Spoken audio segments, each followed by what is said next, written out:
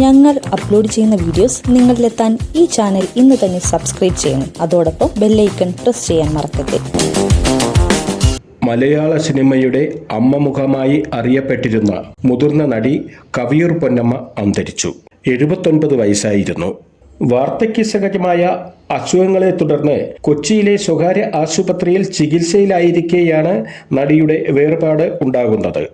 കഴിഞ്ഞ കുറച്ച് ദിവസങ്ങളിൽ ആരോഗ്യാവസ്ഥ ഗുരുതരമായി തുടരുകയായിരുന്ന നടി തീവ്ര പരിചരണ വിഭാഗത്തിൽ ചികിത്സയിൽ കഴിയുകയായിരുന്നു. 14-ാം വയസ്സിൽ തോപ്പിൽ ഭാസിയുടെ മൂലധനം എന്ന നാടകത്തിലൂടെയാണ് അഭിനയ രംഗത്തെത്തുന്നത്.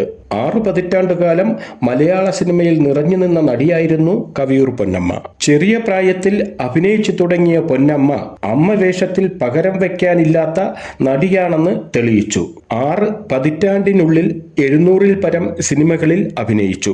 വർഷങ്ങളായി സൂപ്പർ താരങ്ങളുടെ അടക്കം അമ്മയായി അഭിനയിച്ചതിലൂടെ മലയാളികളുടെ അമ്മയായി മാറി കവിയൂർ പൊന്നമ്മ. ഞങ്ങൾ അപ്ലോഡ് ചെയ്യുന്ന വീഡിയോസ് നിങ്ങളിലെത്താൻ ഈ ചാനൽ ഇന്ന് തന്നെ സബ്സ്ക്രൈബ് ചെയ്യണം. അതോടൊപ്പം ബെല്ലൈക്കൺ പ്രസ് ചെയ്യാൻ മറക്കരുത്.